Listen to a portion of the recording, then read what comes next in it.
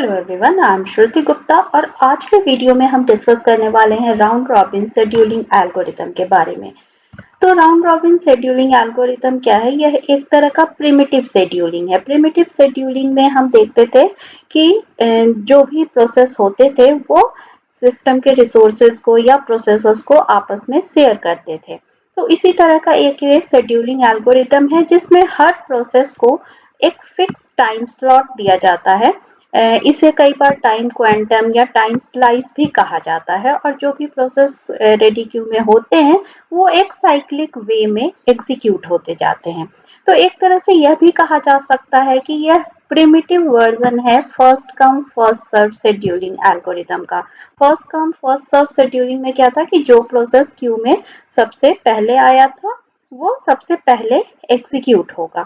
तो इस तरीके से ये फर्स्ट कम फर्स्ट सर्व की तरह ही काम करता है, लेकिन जो भी प्रोसेस है यहाँ ये प्रिमिटिव ढंग से एग्जीक्यूट होते हैं।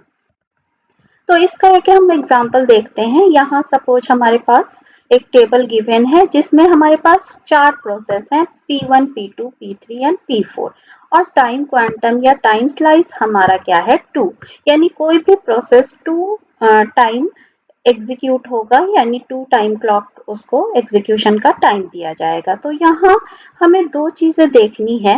नॉर्मली कोई भी शेड्यूलिंग एल्गोरिथम करता क्या है कि हमारे रेडी क्यू में जितने भी प्रोसेस होते हैं उनमें से एक पर्टिकुलर प्रोसेस को पिक करता है और उसको सीपीयू से एग्जीक्यूट कराता है, यानी वो प्रोसेस रनिंग स्टेट में आ जाता है।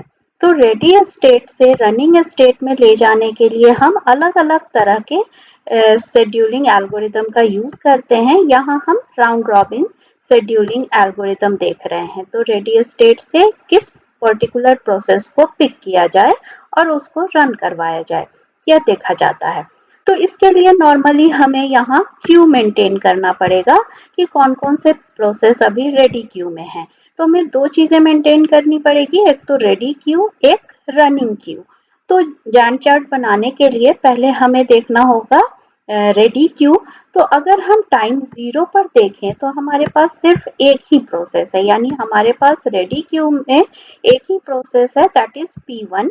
तो हम P1 को एग्जीक्यूट करा देंगे। तो टाइम 0 पे P1 का एग्जीक्यूशन स्टार्ट हो गया। अब इसका बर्स्ट टाइम कितना है 5, लेकिन हमारा टाइम क्वांटम क्या है 2। तो P1 कहाँ से 0 से कहाँ तक चलेगा 2 तक चलेगा। अब हमें टाइम 2 पर देखना होगा कि कौन कौन सा प्रोसेस आ चुका है। तो टाइम 2 पर हमारा रेडी क्यू में P2 एंड P3 आ चुका है और क्योंकि P2 पहले आया है इसका अराइवल टाइम क्या है 1, तो ये पहले एग्जीक्यूट होगा। तो P1 कहाँ से 0 से 2 तक एग्जीक्यूट हुआ। अब 2 के बाद कौन सा स्टार्ट होगा P2 स्टार्ट होगा। देन अब हम अगर देखें तो P1 क्योंकि 2 टाइम क्लॉक एग्जीक्यूट हो चुका है तो इसका बर्स्ट टाइम 5 से चेंज होकर ये क्या हो गया है 3। देन P2 भी एग्जीक्यूट हो चुका है तो P2 का भी बर्स्ट टाइम अब क्या बचा है 2। पहले इसका बर्स्ट टाइम क्या था 4। तो क्योंकि जो भी प्रोसेस एग्जीक्यूट हो गया उसे हमें देखना होगा कि उसका बर्स्ट टाइम हम कम करते जाएं। तो 2 टाइम क्लॉक एग्जीक्यूट हो चुका है तो इनका बर्स्ट टाइम अब क्या रह गया है 3 एंड 2। देन अगर टाइम 4 पर देखें तो हमारे पास अब कौन कौन सा है। पहले क्यू में P2 को हमने एग्जीक्यूट कराया था तो P2 के बाद क्यू में कौन था P3 और P1 क्योंकि इसका भी एग्जीक्यूशन रुक गया था तो P3 के बाद वहां क्या आ गया था P1। अब P1 आ गया था। अब टाइम अगर 4 पर देखें तो 4 पर एक नया प्रोसेस आ रहा है दैट इज P4। तो P1 के बाद रेडी क्यू में कौन सा आ गया P4। अब क्योंकि P2 कंप्लीट हो गया, P2 2 टाइम क्लॉक एग्जीक्यूट हो गया तो हम फिर P4 के बाद किसको डाल देंगे यहाँ P2 को रेडी क्यू में। यानी जो जो प्रोसेस रनिंग स्टेट से वापस वेटिंग स्टेट में जाएंगे रेडी क्यू में जाएंगे वो हमेशा क्यू में क्या होता है फर्स्ट इन फर्स्ट आउट, और जो पहले आया वो पहले एग्जीक्यूट होगा। तो P3 का एग्जीक्यूशन हो गया तो 6 पर P3 कंप्लीट हुआ 0 से 2 P1, 2 से 4 P2, 4 to 6 P3। अब P3 के बाद वापस हमारे पास क्यू में क्या है P1, क्योंकि सबसे पहले P1 एग्जीक्यूट हुआ था, इसलिए अब क्या होगा P1 का एग्जीक्यूशन स्टार्ट हो जाएगा। तो P1 का बर्स्ट टाइम अब क्या बचा है 3। तो अब क्योंकि 2 टाइम क्लॉक ये एग्जीक्यूट हो जाएगा, तो सॉरी इसका बर्स्ट टाइम अब 1 बच जाएगा। अब P1 के बाद रेडी क्यू में क्या आया था P4, तो P4 का एग्जीक्यूशन स्टार्ट हो जाएगा कहाँ 8 पर। लेकिन P4 का बर्स्ट टाइम क्या है 1। भले ही टाइम स्लाइस इसे 2 मिला हो, लेकिन P4 खत्म कहाँ हो जाएगा 9 पर ही। तो यानी 9 पर ही हमें अगले प्रोसेस को रनिंग क्यू में लाना होगा। तो P4 के बाद अब क्यू में क्या था P2, यानी 9 से P2 का एग्जीक्यूशन स्टार्ट हो जाएगा। और P2 कितना बचा था, इसका बर्स्ट टाइम अब 2 बचा था। अब P2 भी कंप्लीट हो जाएगा ये एग्जीक्यूट होने के बाद। देन 11 पर अब हमारे पास सिर्फ एक ही प्रोसेस बचा है, दैट इज P1। तो 11 पर P1 स्टार्ट हो जाएगा जो 12 पे कंप्लीट हो जाएगा। तो फाइनली अगर हम अपना जायंट चार्ट देखें तो वो कुछ इस प्रकार होगा। और वेटिंग टाइम हम कैलकुलेट करें तो P1 को कितना कितना वेट करना पड़ा। तो P1 का सबसे पहले देखें एग्जीक्यूशन स्टार्ट हुआ था 0 पर और अराइव कब हुआ था 0 पर, इसलिए 0 माइनस 0 यहाँ इसे वेट नहीं करना पड़ा। लेकिन P1 को वापस यहाँ से लेकर यहाँ तक वेट करना पड़ा।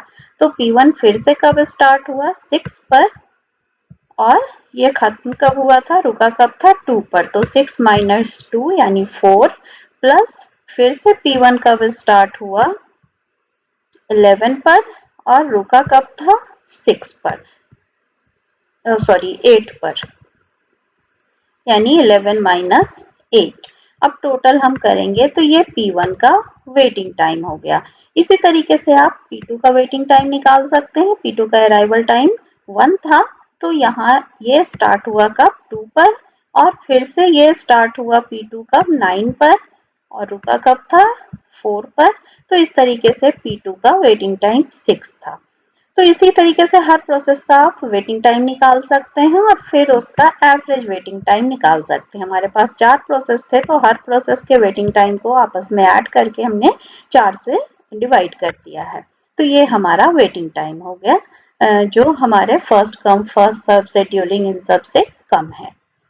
अब इसके एडवांटेजेस क्या है राउंड रॉबिन शेड्यूलिंग में, कि इसमें हर प्रोसेस को इक्वल अमाउंट ऑफ टाइम दिया जाता है, यानी सीपीयू हर के साथ एक जैसा व्यवहार करता है, हर को एक फिक्स टाइम देता है और उतने देर ही उसको एग्जीक्यूट करता है। लेकिन इसमें क्या है, जब भी कोई नया प्रोसेस ऐड होता है वो कहाँ ऐड होता है रेडी क्यू के अंत में, यानी उसको एग्जीक्यूट होने के लिए वेट करना पड़ेगा रेडी क्यू में सबसे आगे आने के लिए। देन राउंड रॉबिन शेड्यूलर क्या है, इसमें टाइम शेयरिंग होता है और हर जॉब को एक टाइम स्लॉट या टाइम क्वांटम दिया जाता है ताकि हर प्रोसेस आगे बढ़ सके, एग्जीक्यूट हो सके। इस तरीके से राउंड रॉबिन शेड्यूलिंग एक फेयर डिसीजन लेता है हर प्रोसेस के लिए और पर्टिकुलर टाइम क्वांटम में हर प्रोसेस को एग्जीक्यूट करता है और किसी भी प्रोसेस को स्टारवेशन में नहीं जाने देता है। नॉर्मली हमने देखा था इस तरह की प्रॉब्लम आती थी कि अगर हम शॉर्टेस्ट जॉब को एग्जीक्यूट कराते थे तो और कोई प्रोसेस या कोई जॉब जिसका बर्स्ट टाइम बहुत ज़्यादा है तो उसे बहुत ज़्यादा देर वेट करना पड़ता था। लेकिन यहाँ क्योंकि क्यू चलता जाता है, यहाँ किसी भी प्रोसेस को ऐसा नहीं लगता है कि उसे अटेंशन नहीं दे रहा है सीपीयू या उसका काम आगे नहीं कर रहा है। तो हर प्रोसेस को चांस मिलता है उसको एग्जीक्यूट होने के लिए। अब इसका डिसएडवांटेज क्या है, इसमें waiting time, larger waiting time and response time, यानी रिस्पॉन्स कब मिलेगा जब वो क्यू में आगे जाएगा और इसके अलावा भी थोड़ा सा एग्जीक्यूट होने के बाद उसे हो सकता है काफी लंबा वेट करना पड़े अगर हमारा रेडी क्यू बहुत लंबा है। इसके अलावा इसमें थ्रूपुट भी लो होता है। कॉन्टेक्स्ट स्विचिंग करने की ज़रूरत होती है क्योंकि फ्रीक्वेंटली हम एक प्रोसेस से दूसरे प्रोसेस पर स्विच कर रहे हैं, तो सीपीयू को हमेशा पिछले प्रोसेस के सारे डिटेल्स को पीसीबी में स्टोर कराना पड़ता है। और गैंट चार्ट भी काफी लंबा बनता जाता है क्योंकि टाइम क्वांटम अगर बहुत कम है तो हर प्रोसेस को वहां गैंट चार्ट में एंटर करना पड़ता है। और टाइम कंज्यूमिंग भी है, जहां टाइम क्वांटम अगर बहुत कम है, जैसे 1 मिलीसेकंड है या 2 मिलीसेकंड है, तो टाइम क्वांटम बहुत कम है, तो ये एक तरह से टाइम कंज्यूमिंग शेड्यूलिंग है। तो आज के वीडियो में अगर राउंड रॉबिन शेड्यूलिंग आपको समझ में आया तो इस वीडियो को लाइक शेयर एंड सब्सक्राइब करें and thanks for watching this video.